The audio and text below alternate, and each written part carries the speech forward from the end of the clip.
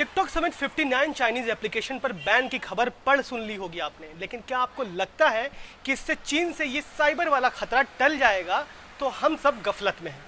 सरकार ने अभी जिन ऐप्स पर रोक लगाई है वो सब ज़्यादातर सोशल मीडिया कमोडिटी प्लेटफॉर्म या वीडियो प्लेटफॉर्म है, लेकिन इसके अलावा और भी कई बड़ी टेक कंपनियां हैं जिनमें भारी चीनी निवेश है। आज के इस वीडियो में इसी खतरे को लेकर बात होगी। शुरुआत गांव मोहल्ले से लेकर महानगरों में फेमस हो चुके टिकटॉक से। दरअसल टिकटॉक एक राजनीतिक हथियार है। इसकी ताकत अमेरिका में 20 जून को दिखी, जब अमेरिका के लड़कों ने टिकटॉक के जरिए डोनाल्ड ट्रंप की पहली चुनावी रैली को फ्लॉप करा दिया, जो टुल्सा में हुई थी। दरअसल इसे एक सोशल कम्युनिटी ऐप के रूप में देखा जाता है, जबकि सच्चाई यह है कि ये एक जासूसी ऐप स्पाईवेयर है।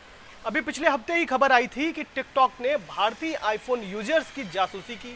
आईफोन के यूजर जब iOS 14 का बीटा वर्जन टेस्ट कर रहे थे तब टिकटॉक ने फ़ोन में जासूसी की, वो भी बेहद बारीकी से। यूज़र फ़ोन पर जो भी लिख रहे थे, साधारण टेक्स्ट हो या पासवर्ड, उसे टिकटॉक कैप्चर करके अपने सर्वर पर डाल रहा था। जब ये बात सामने आई तब टिकटॉक की मालिक कंपनी बाइटडांस ने इसे एक बग बताया और इसका दोष जो है वो गूगल के पुराने सॉफ्टवेयर पर डाल दिया था।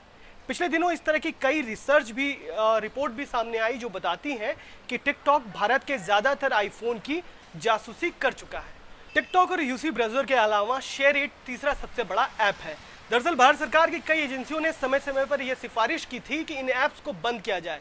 जून के पहले हफ्ते में ऐसे 42 ऐप की एक सूची भी बनाई गई थी, लेकिन इस पर एक्शन अब हुआ है।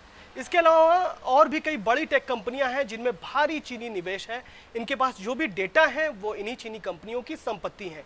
पेटीएम और जोमेटो ऐसी ही बड़ी कंपनियों में से एक है। पेटीएम में अलीबाबा का करीब 40% का निवेश है और जोमेटो में एंड फाइनेंशियल का 50% का। आने वाले दिनों में ऐसी कंपनियों पर फोकस रहेगा जिनमें अलीबाबा और टेंसेंट जैसी कंपनियों के निवेश हैं।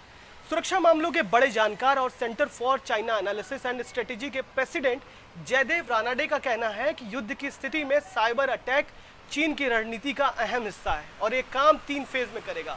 क्विंट से खास बातचीत में रानाडे का आकलन है कि चीन किसी देश पर हमला करने से पहले एक तगड़ा साइबर अटैक करने की रणनीति पर काम करता है। चीन 3 फेज में साइबर अटैक करने की योजना पर काम करता है। पहला फेज जो होता है वो है मिलिट्री में कमांड और कंट्रोल सिस्टम को तबाह कर देना, सरकार को मिलिट्री से जोड़ने वाले नेटवर्क में बाधा डालना। दूसरा फेज होता है नागरिक जो नेटवर्क है उन्हें तबाह करना, जैसे बिजली, रेलवे, अस्पताल और दूसरे जो चीज़ें हैं। तीसरा फेज होता है जो बाकी के नेटवर्क को तबाह कर देना, जैसे फाइनेंशियल इंस्टीट्यूशन को निशाना बनाना। रानाडे बताते हैं कि चीन ने इस दिशा में किसी को नहीं छोड़ा है। चीन अमेरिका के खिलाफ भी साइबर जासूसी कर रहा है। रानाडे के मुताबिक चीन से हमें किल स्विच छीनना होगा।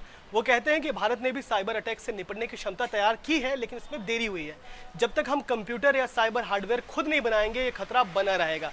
जब तक हम चीन से राउटर, चिप वगैरह खरीदते रहेंगे तब तक उन्हें किल स्विच देते रहेंगे। जब तक हम हुआवेई और जेटीई जैसी चीनी कंपनियों को अपने क्रिटिकल कम्युनिकेशन सिस्टम में घुसने देंगे तब तक साइबर अटैक का खतरा बना रहेगा।